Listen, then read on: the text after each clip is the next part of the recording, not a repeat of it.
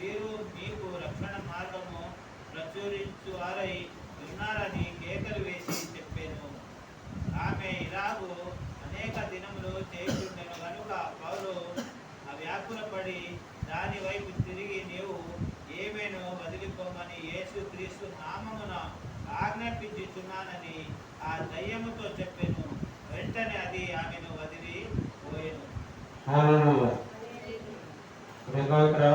చూస్తున్నాం, పుట్టగానే దెయ్యం చూస్తున్నాం, పౌలు గారిని చూస్తున్నాం. పౌలు గారు అలా వెళ్తూ ప్రార్థనా స్థానంలో వెలుచుండగా పుట్టము ఆయన దెయ్యం పట్టినదై సోద చెప్పుడు చేత తన యజమానుడు ప్రోగ్రాము సంపాదించుతున్న చిన్న దెయ్యకు ఎదురుగా వచ్చాను. ఆమె పౌరులను మమ్మను వెంబడించి, ఈ మనుష్యులు సర్వోన్నతుడైన దేవుని దాసులు, వీరు మీకు రక్షణ మార్గం రచించేవారై ఉన్నారని కేకలు వేసి చెప్పాను. ఆమె ఇలాగ అనేక దినములు చేస్తున్నారు కనుక పౌలు వ్యాకులు పడి దాని వైపు తిరిగి, నీవు ఈమెను వదిలిపోమని యేసు క్రీస్తు నామమున ఆజ్ఞాపించుచున్నానని ఆ దెయ్యంతో చెప్పారు. వెంటనే అది ఆమెను వదిలిపోయారు. దేవుని స్తోత్రం. పోయిన వారం పౌలు గారి గురించి చెప్పాను. నేను పౌలు గారు ఎలా రక్షించబడ్డాడో చెప్పాను. పౌలు గారి మీద ఒక వెలుగొచ్చి పడింది. పౌలు గారు ఎలా రక్షించబడ్డాడో చెప్పాను. తర్వాత యేసు గారి గురించి చెప్పాను. ఆయన ఎలా రక్షించబడ్డాడు, ఎలా సేవ చేశాడు, ఆయన గురించి చెప్పాను. తర్వాత కొంతమంది దైవ సేవకులు కూడా మనం జ్ఞాపకం చేసుకున్నాం. అది స్టోరీ కంటిన్యూ అవ్వలేదు. మన వారం వాక్యంలోకి వచ్చినప్పటికీ టైం అయిపోయింది. ఇక పుటోలు అనే దెయ్యం పట్టినదై సోది చెప్పుకున్నటువంటి ఒక చిన్న అమ్మాయికి, ఆ చిన్న అమ్మాయి మీద ఏమొస్తుందంటే దెయ్యం వస్తుంది. అంటే దెయ్యము ఆమెను ఆవహించుకుంటుంది. ఆ దెయ్యం ఆమెను ఆవహించడం వల్ల ఆవిడ సోది చెప్తాం. అంటే దెయ్యానికి కూడా తెలుసు, దెయ్యాలు కూడా అదృశ్యంగా తిరుగుతూ ఉంటాయి. వాటికి కూడా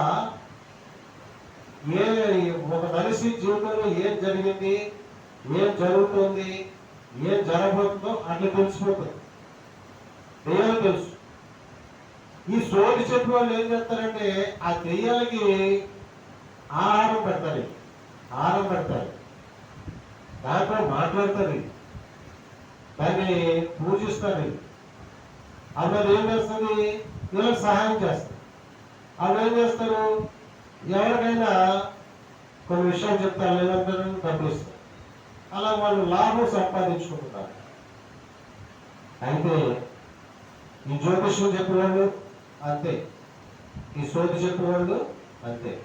ఈ కొండగర్లు కోయగర్లు వస్తూ ఉంటారు. వాళ్ళు కూడా కొండ దేవత కొండ దేవత అంటే ఆ దేవత సాయంతో వాళ్ళు చెప్తారు. అయితే బైబిల్ ప్రకారము విశ్వాసం అనేది నిరీక్షింపబడి వారి యొక్క నిజస్వరూపంలో అదృశ్యమైన ఉన్నవారికి రుజువునై ఉన్నదని ఎబ్రీయుల పత్రిక 11:1 చదివిస్తుంది. అంటే విశ్వాసము అంటే ఏంటంటే అదృశ్యముగా ఉన్నవి, అంటే మన కంటికి కనపడనవి ఉన్నాయి అని నమ్మడమే విశ్వాసం. ఇప్పుడు మనకి కంటికి కనపడని ఏంటి? దేవుడు కంటికి కనపడదు. దేవదూతలు వాళ్ళ దేవతలు అంటారు, ఇక్కడ మన దేవదూతలు అంటారు, అంతే తేడా. దేవతలు అంటారు కదా, వాళ్ళు కూడా కంటికి కనపడదు. అలాగే దెయ్యాలు ఉంటాయి, అవి కూడా కంటికి కనపడదు. ఈ దెయ్యాలు రకరకాల పేర్లతో పిలువబడతాయి. అపవిత్రాత్మలని, చెడ్డ దెయ్యాలని, మోగ దెయ్యాలని, చెడుకు దెయ్యాలని. మరి అపవిత్రాత్మలకి ఏంటి? Unclean spirit. అపవిత్రాత్మ అంటే అన్క్లీన్ స్పిరిట్. ఈ అపవిత్రత్వం పట్టిన మనిషి శుభ్రంగా ఉండడం, స్నానం చేయడం, జుట్టంతా పెంచుకొని మనిషి అందరూ అయిపోయి రోడ్డంతా తిరుగుతూ ఉంటాడు. అన్క్లీన్ స్పిరిట్ పనిచేస్తున్నారు అతని మీద, అందుకని అతను అలా ఉంటాడు. చెవిటి దయ్యం పట్టుకుందంటే చెవి ఏదో ప్రాబ్లం వస్తుంది. రోగదయ్యం పట్టుకుంటే మాట రాదు. చెడ్డదయ్యం పట్టుకుంటే వాడి పొరవు వాడే తీసుకుంటాడు. చెడ్డదయ్యం పట్టుకుంటే ఏం చేస్తారు తెలుసా మీకు? వాడి పరువు వాడే తీసుకుంటాడు. అంటే ఎలా తీసుకుంటాడు? డబ్బులు తీసుకుని ఇవ్వడం, డబ్బులు తీసుకుని ఇవ్వడం. ఇవ్వకపోతే ఏమవుతుంది? పరువు పోతే మళ్ళీ ఎవరైనా ఇస్తారా? ఎవరైనా ఇస్తారమ్మా? వాళ్ళ చెడ్డ దెయ్యం వేడిపిస్తామంటే ఆ చెడ్డ దెయ్యం వాళ్ళని వాళ్ళ పరువు వాళ్ళే తీసుకున్నట్టు చేసి సమాజంలో, సంఘంలో వాళ్ళకి విలువ లేకుండా అయిపోతుంది, గౌరవం లేకుండా అయిపోతుంది, పరువు లేకుండా అయిపోతుంది. అలాంటి వాళ్ళకి ఎవరైనా రత్నానికి అంటే ఈ రత్నాడేమో బాబు డబ్బులు అడుగుతాడేమో తీసుకుంటాడు, మళ్ళీ ఇవ్వడం, ఏం చేయాలి అని బాధపడుతూ ఉంటారు. ఎవరైనా ఆఖరి నేను ఒకటే చెప్తున్నా, మన ఇంట్లో వాళ్ళ దగ్గర అయినా, అక్కసీనుల అన్నదమ్ముల దగ్గర అయినా, బంధుమిత్రుల దగ్గర, బంధువుల దగ్గర అయినా, స్నేహితుల దగ్గర అయినా, ఇరుగు పరివాళ్ళ దగ్గర అయినా, నీకు తెలిసిన వ్యక్తుల దగ్గర అయినా నువ్వు ఏదైనా తీసుకుంటే దాన్ని అడగకుండా తిరిగి ఇచ్చేయాలి. అప్పుడు నీకు మళ్ళీ అడగనే ఇస్తారు వాళ్ళు. ఎందుకంటే ఆ డబ్బు ప్రభావం అటువంటిది. మా అక్కే కదా అనుకోవటం లేదు, మా సెల్లడే కదా అని అనుకోవటం లేదు, మా అన్నయ్య కదా అనుకోవటం లేదు. ఈ రోజులు అటువంటి అప్పులు కానీ కరెక్ట్గా ఉన్నారు. మా మేనల్లుడు ఉన్నాడు, అది మొట్టమొదటి నేను డబ్బులు అడిగితే నేను ఇవ్వలేనేమో అని అనుకుని నా దగ్గర లేవయ్యా, నేను ఎవరి దగ్గర తీసుకుని ఇస్తాను, చూస్తాను, ట్రై చేస్తాను, ఇలాంటి కథలు చెప్పాడు. అంటే మా పరిస్థితి అంత ముందు జరిగినటువంటి పరిస్థితులు బట్టి ఇవ్వలేనేమో అని వాడు అనుకున్నాడు. సరే 10,000 తీసుకున్నాను, రాగానే హైదరాబాద్ రాగానే వాడు డబ్బులు అడిగేసేసి ఆ తర్వాత అల్లమ్మతో వాళ్ళందరూ దాకా మాయ పల్లె అడగకుండా వేసేసాడు డబ్బులు, మాయ అడగకుండా వేసేసాడు డబ్బులు. ఇప్పుడు 50 లేదంటే వేసేస్తుంటా, నాకు అర్జెంట్ అవసరం వచ్చింది, 50 అకౌంట్ లేదంటే వేసేస్తుంటా. వాటికి నమ్మకం కుదిరింది అడిగి. ఆ 50,000 ఇవ్వకపోతే నాకు రొటేషన్ జరుగుద్దా? రొటేషన్ అనేది ముఖ్యం. మనిషి ఇచ్చిన మన సొంత వాళ్ళ దగ్గర కూడా మనం ఇచ్చిన డబ్బు తీసుకున్న చెల్లెల దగ్గర కూడా తీసుకున్న డబ్బులు తిరిగి కరెక్ట్ ఇచ్చి కొంతమంది ఇవ్వరు. ఆ ఇవ్వకపోవడం వల్ల ఏమవుతుందంటే గౌరవం పోతుంది, రొటేషన్ అయిపోతుంది, చాలా ఎక్కువ. నిజంగా అవసరం వచ్చిన డబ్బులు కావు, నిజంగా అవసరం వచ్చిన డబ్బులు కావు. ఇలాంటి వాళ్ళు చెడ్డ దెయ్యాలు పట్టుకున్న వాళ్ళు అన్నమాట. చెడ్డ దెయ్యాలు ఎదురుతూ ఉంటాయని. అట్లాగా ఈ దెయ్యాలు రకరకాలు ఉన్నాయి. అపవిత్రాత్మలని, మోగ దెయ్యాలు, శివ దెయ్యాలని, ఇలాగ సాతాను, విరోధి, ఇవన్నీ కూడా పడిపోయిన దేవదూతలు అన్నమాట. ఇవన్నీ కూడా పడిపోయిన దేవదూతలు. ఈ దెయ్యం, ఈ పుట్టోలు అనే దెయ్యము పట్టుకుని అది సోది చెప్తుంది. సోది చెప్తుంటే ఆ మార్గాల ప్రార్థనా స్థలానికి వీళ్ళ ప్రార్థన వెళ్తున్నారు. పౌలు గారు ఆయన కూడా ఎవరో ఒకరు ఉన్నారు, ప్రార్థన వెళ్తున్నారు.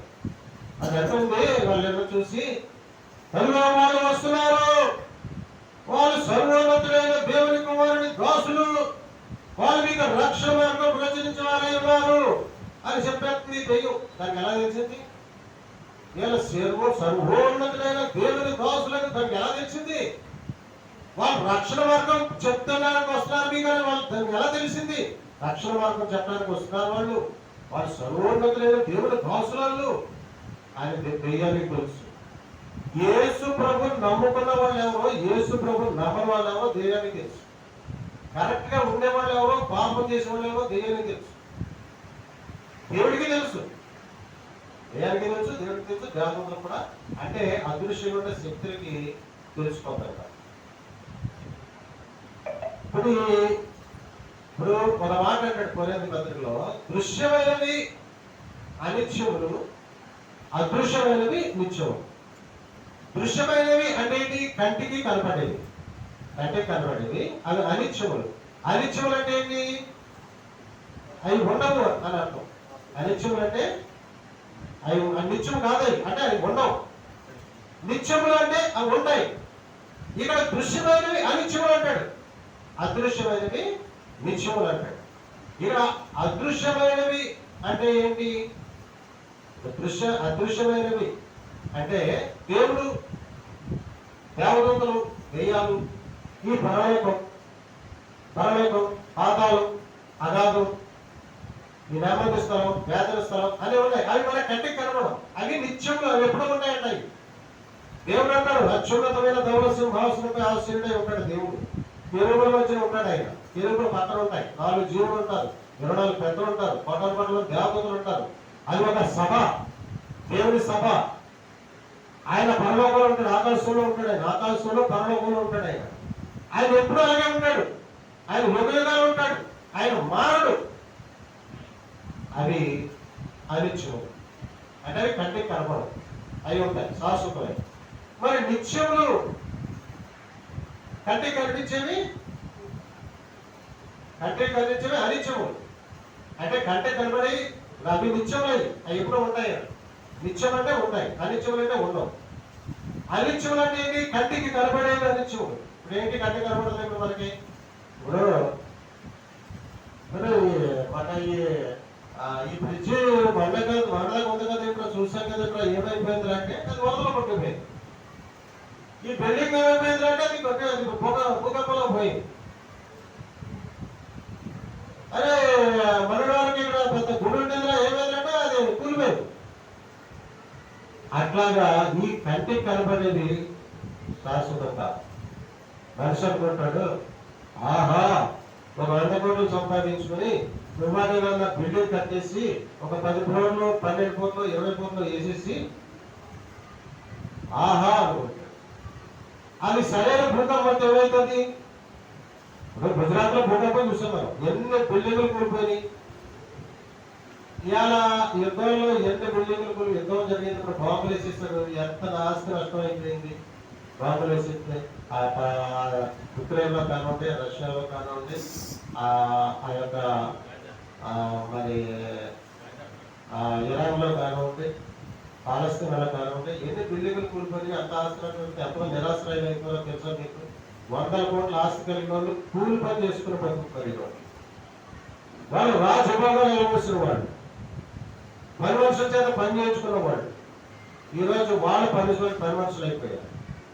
తెలుసా మీకు? అదే విధి ఎప్పుడు ఏ మనిషి ఏ రకంగా అయిపోతుందో తెలియదు, ఎలా మారిపోతుందో తెలియదు. అందుకనే వాక్యం ఏమంటదంటే, నీ భార్య నీ భార్య అది నాకు శాశ్వతం నువ్వు అనుకోకు. నీ భార్య నీకు శాశ్వతం అనుకోకు. అంటే ఆవిడ ఉన్నా లేదని అనుకోలేను, ఉన్నా నేను లేదని అనుకోవాలి. ఎందుకంటే ఆవిడ దేవుడు నాకు ఇచ్చినంత వరకే ఉంటుంది. ఆ తర్వాత ఏం జరుగుతుందో. అలాగే నేను కూడా దేవుడు ఎప్పుడు పిలుస్తాడో తెలియదు.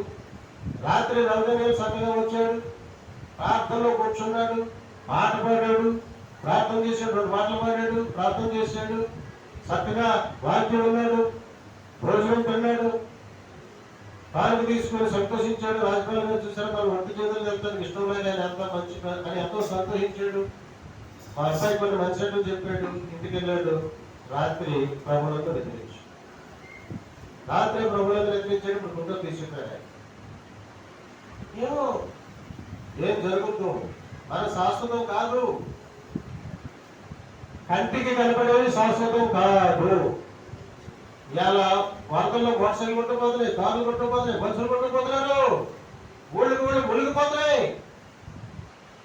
ఏంటంటే అంతే దేవుడు చెప్పాడు, ఇవన్నీ జరగవలసి ఉన్నాయి. యుద్ధాలు వస్తాయి, పనులు వస్తాయి, భూకంపాలు వస్తాయి, సునామీలు వస్తాయి, తెగుళ్ళు వస్తాయి. ఇవన్నీ జరగవలసి ఉన్నాయి. ఇవన్నీ వేదనలు ప్రారంభం. ఇదిగో మీరు జాగ్రత్తగా ఉండండి, ప్రభువునందు రక్షణ పొందుకోండి, దేవుడిగా ఉండండి, ప్రార్థన చేయండి, పరిశుద్ధంగా ఉండండి. ఇది భయంకరమైన చెడ్డ దినాలు. ఈ చెడ్డ దినాలు మనిషి క్షేమంగా ఉండాలంటే దేవుడు ఉండాలి. మనలో దేవుడు ఉండాలి, మన గృహంలో దేవుడు ఉండాలి, మనతో దేవుడు ఉండాలి. అప్పుడు నిన్ను దేవుడు తప్పిస్తాడు. ఒకవేళ చనిపోతే దేవుడి దగ్గరికి వెళ్తాం, మనం చనిపోతే దేవుడి దగ్గరికి వెళ్ళిపోతాం. ఈ లోపుగా మనం దేవుడికి స్థానం ఇవ్వకపోతే ఏమవుతుందంటే వాడు సైకిల్ పట్టుకుంటాడు, వాడు అక్కడ తీసుకుపోతాడు. అక్కడ వేదన, అక్కడ గంటలు యుగయుగాలు వేదన. ఇప్పుడు మామూలుగా చెయ్యి కాలితే బాధ తట్టుకోగలవు. చెయ్యి కాలింది, పొరపాటు నోరు వేదనింది, ఒళ్ళు కాలింది, ఎంత బాధపడవలసి వస్తుంది, ఎంత బాధపడవలసి వస్తుందండి. మరి యుగయుగాలు కాలిపోతా ఉండి ఏంటి దాని పరిస్థితి? యుగయుగాలు కాలిపోతాడంట. అంటే మనిషి శరీరం ఉండదు, ఆత్మ కాలిపోతూ ఉంటుంది అనమాట. ఆత్మ, శరీరం ఉండదు, ఆత్మ కాలిపోతుంది.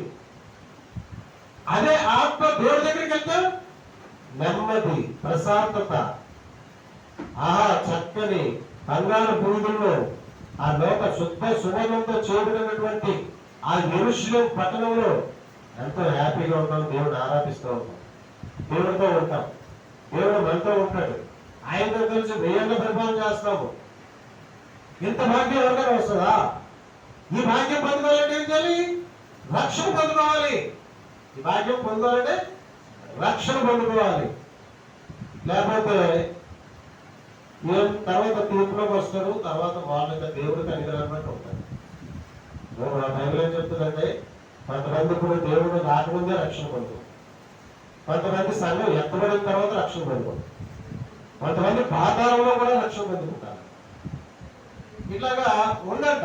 కానీ మనము ఈ భూమి మీద క్షేమంగా ఉండాలి, పరలోక సంతోషం అనుభవించాలి అంటే ఇప్పుడే రక్షణ పొందుకోవాలి. ఇప్పుడే రక్షణ పొందుకోవాలి. ఈ భూమి మీద పరలోక సంతోషం అనిపించవచ్చు, క్షేమంగా ఉండొచ్చు, ఆరోగ్యంగా ఉండొచ్చు, మరి లోటు లేకుండా ఉంటుంది, ఇబ్బందులు ఉండవు, వేదన పడాల్సిన అవసరం ఉండదు. ఇవన్నీ కూడా దేవుడు సమకూరుస్తూ ఉంటాడు. దేవుడు అన్ని రకాలుగా సహాయం చేస్తూ ఉంటాడు. ఈ దెయ్యాల గురించి మనం చెప్పుకుంటే, అందుకనే మనం ఎప్పుడు కూడా ఉంటే గుర్తుపెట్టుకోండి, దృశ్యమైనవి అనిత్యములు, కంటికి కనబడి ఏది ఉండదు భూమి మీద. ఆఖరికి ఆకాశము భూమి కూడా గడ్డించిపోతుంది అన్నాడు. వేండ్రంతో లైవ్ అయిపోతాయన్న. ఏమవుతుంది? మళ్ళీ అంతా గడ్డించిపోయిన తర్వాత ఏమవుతుందంటే కొత్త భూమి, కొత్త ఆకాశం ఏర్పడుతుంది అనమాట. కొత్త భూమి, కొత్త ఆకాశం. 12 గ్రంథాలు వ్రాయబడి ఉంటుంది, కొత్త భూమి, కొత్త ఆకాశం. అప్పుడు దేవుడే స్వయంగా భూమి మీదకి వస్తాడు, ఆయన పరిపాలన చేస్తాడు. అప్పుడు ఆ 1000 ఏళ్ళ పరిపాలనలో ఇప్పుడున్న బాధలు కానీ, ఇప్పుడున్న కష్టాలు కానీ, ఇప్పుడున్న వేదనలు కానీ, బాగు వచ్చి కలుస్తుందేమో భయం ఉంటుంది. ఇప్పుడు కుక్క వచ్చి కలుగుతుందేమో భయం ఉంటుంది అన్నమాట. సింహం వచ్చి తినేస్తుందేమో భయం ఉంటుంది, పులి వచ్చి తినేస్తుందేమో భయం ఉంటుంది. కానీ అక్కడ అప్పుడు అవన్నీ సింహాలు మనతో ఆడుకుంటాయి, పులులు మనతో ఆడుకుంటాయి, పాములు మనతో ఆడుకుంటాయి, కుక్కలు మనతో ఆడుకుంటాయి. చూడండి, సినిమాలో చూపిస్తారు. ఏదో సినిమాలో ఒక దేవదూతలను కూర్చోబెడతాడు అక్కడ శ్రీదేవి. ఆ జంతువులు వస్తాయి, ఆహ్లాదంగా ఆటలతో ఆడుకుంటుంది. అలా ఉంటుంది అనమాట పర్లోకం. అదొక దేవదూతగా చూపించాడు సినిమా డైరెక్టర్. అక్కడికి జంతువులు వస్తాయి, చక్కగాను ఎంతో అందమైనటువంటి సుందరమైనటువంటి జంతువులు వస్తాయి. ఒక చక్కని లైటింగ్ కూడా చూపిస్తాడు. ఎలా ఉంటుంది? అతలోక సుందరు కదా, అతలోక సుందరులాగా మేకప్ చేసి పెడతాడు. మీరు అతలోక సుందరులాగా ఇలాగా చక్కగా చేపెట్టి ఆడుకొని ఆనందంగా సంతోషంగా ఉంటాడు. అట్లా ఉంటుంది అనమాట. అంటే జంతువులు వల్ల ఏమి చేయవు. అదే పరలోకం, అదే ఆనందం. అది పొందుకోవాలంటే ప్రభుత్వ రక్షణ పొందుకోవాలి. చచ్చిపోయిన తర్వాత నువ్వు వేదంలో పడితే, నరకంలోకి వెళ్ళిపోతే ఏంటి ప్రయోజనం? అందుకని ఎంతో జాగ్రత్తగా ఆలోచించవలసిన అవసరం. ఈ రోజు దేవుడికి ఎంతో మాట్లాడుతున్నాడు. దేవుడితో పొందిన మాట. ఈ దొంగలు రకరకాల మనుషులు పీడిస్తూ ఉంటారు. ఈ దొంగలు మనుషుల్ని రకరకాలుగా పీడిస్తూ ఉంటాయి. అయితే ఒక్క విషయం అంటే గుర్తుపెట్టుకోండి, దొంగలు కానీ, దేవుడు కానీ, ఎవరైనా కానీ మనిషి కరెక్ట్ గా ఉంటే ఎవరిని ఏం చేయరు. మనిషి కరెక్ట్ గా ఉంటే ఎవరికి ఎట్లా అంటే, ఈ భూమి మీద ఉన్న అన్ని జీవులకి కూడా హక్కు ఉంటుంది. భూమి మీద జీవించే హక్కు ఉంటుంది. మనుషులకి భూమి మీద జీవించే హక్కు ఉంటుంది, జంతువులకి భూమి మీద జీవించే హక్కు ఉంటుంది, ప్రతి ప్రాణికి కూడా జీవించే హక్కు ఉంటుంది. ఒక జీవి మరొక జీవికి హాని చేయకూడదు, చంపకూడదు. మనిషి చంపకూడదు. ఆఖరికి జంతువులు కూడా చంపొద్దు అంటున్నాడు దేవుడు. అయితే కొన్ని జంతువులు తినొచ్చని చెప్తున్నాడు కాబట్టి బయటపడతారు, అది తింటారు, తప్పలేదు. దేవుడు అలాగే నువ్వు తిను అని చెప్పాడు ఇక్కడ బైబిల్ గ్రంథంలో. అది తినొచ్చు. గోడ కోసం తిను, తప్పలేదు. మేకల కోసం తిను, తప్పలేదు. కానీ అన్యాయంగా నువ్వు ఏ జీవిని కూడా చంపకూడదు. మనిషి ముందు అన్నిటికీ ముఖ్యంగా మనిషి చంపుతుంది మహాపాపం. ఇప్పుడు ఏం జరుగుతుంది? ఇప్పుడు దెయ్యాలు పట్టేసుకుని, అభద్రాత్మలు పట్టేసుకుని, దురాత్మలు పట్టేసుకుని, దుష్టశక్తులు పట్టేసుకుని భర్త భార్య చంపేస్తుంది, భార్య భర్త చంపేస్తున్నాడు. మన నెలలో దోషిస్తుందంట భర్తనే. వేలలో తోసేస్తే ఆయన బతికాడు అదృష్టం. తర్వాత చెప్పింది అమ్మగారు స్టోరీ ఎందుకు తోసేశాడు. అట్లా కూడా ఇలా చెప్తే ఎన్నో చాలా ఉన్నాయండి. ఇవన్నీ కారణం ఏంటంటే సాతాను శక్తులు, దుష్ట శక్తులు. ఎలా సుఖం ఉంటుందా తర్వాత మనిషిని చంపేసిన తర్వాత ఏమైనా సుఖం సాధ్యం ఉంటుందా? పోలీసు వాళ్ళు వస్తారు, అరెస్ట్ చేస్తారు, జైలు వేస్తారు. వాడు ఎక్కడ కొడతాడో తెలియదు, వాడు ఇష్టం చుట్టూ కొడతాడు, బుద్ధులు తిడతాడు. ఆడవాళ్ళు చుట్టూ లాగి పీకి మరీ కొట్టి కొడతారు. తెలుసా మీకు? జైలుకి వెళ్తే వాళ్ళు ఇష్టం వచ్చిన ఫుట్బాల్, ఎందుకంటే మనం ఒక్కరే ఉంటాం, వాళ్ళు నా ఇద్దరు ముగ్గురు వచ్చేస్తారు, వచ్చేసి కొట్టేస్తారు, వాళ్ళు ఇష్టం వచ్చి హింసిస్తారు, బాధిస్తారు, లాఠీలతో పొడుస్తారు, పొట్టలో పెట్టి పొడుస్తారు, డొక్కలో పెట్టి పొడుస్తారు. లేకపోతే ఆ చెప్పు పని చేయాలి, లేకపోతే నిలబడంటే నిలబడాలి, ఎండలో నిలబడంటే ఎండలో నిలబడాలి, బాత్రూమ్ కడగంటే బాత్రూమ్ కడగాలి, ఎండలో తీసుకెళ్ళి కలుపు ఏ పని చేయబడితే ఆ పని చేపిస్తారు వాళ్ళు. మన వాళ్ళు పాస్టర్ గారిని ఆలోచించారు, పాస్టర్ గారి మీదే కేసు పెట్టారు. ఎవరు ఏ కేసు? ఆయన హిందూ దేవతల్ని, హిందూ దేవుడిని దూషిస్తున్నాడని పెట్టారు. చూస్తాడు మా దేవుడిని చూడు ఎందుకు, మా దేవతలు చూడు ఎందుకు అని కేసు పెట్టేశారు. ఈ ఆ పాస్టర్ తీసుకెళ్ళి అరెస్ట్ చేశారు. తీసుకెళ్ళి ఏం చేశారు? ముందు ఆయన చక్కగా ఏరు కటింగ్ కదా నీట్గా ఉంటుంది పాస్టర్. ముందు కటింగ్ వేశారు వాళ్ళు, ఎలాగా అందవికారంగా కనపడేటట్టు కటింగ్ వేశారు పాస్టర్. ఆ తర్వాత తీసుకెళ్ళి ఎండలో నిలబెట్టారట, పావు గంట చెప్పులు లేకుండా. ఎలాంటి ఎండ పడుతుంది? ఆయన ఎండలో నిలబెట్టినప్పుడు ఎండాకాలం ఉంది, భయంకరమైన ఎండలు కాస్తున్న టైం తీసుకెళ్ళి ఎండలో నిలబెట్టారు. ఒక్క 2 నిమిషాలు ఎండ గట్టిగా కాస్తాడు, ఒక 2 నిమిషాలు నిలబడగలమా మనం? పావు గంట ఎండలో కొండ మీద చెప్పులు ఎండ నిలబెట్టారు ఆయన్ని. ఎంత బాధ! అలాంటి బాధల నుంచి తప్పిస్తాడు దేవుడు. ఆయన చేసింది తప్పే.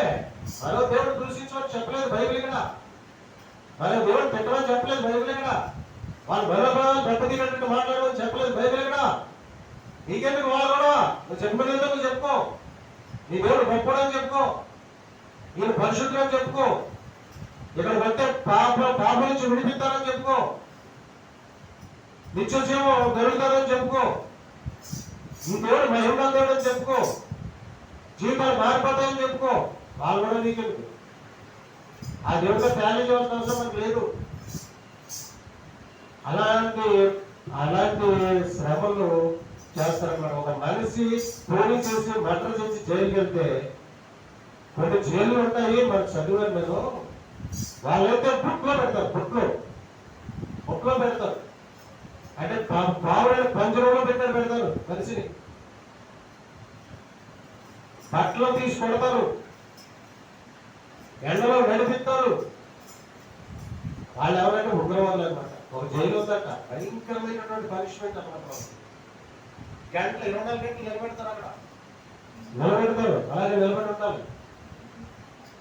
ఇలాంటి భయంకరమైనటువంటి శిక్షణతో కలిగినటువంటి జైలు ఉన్నాయి మన ప్రపంచంలో.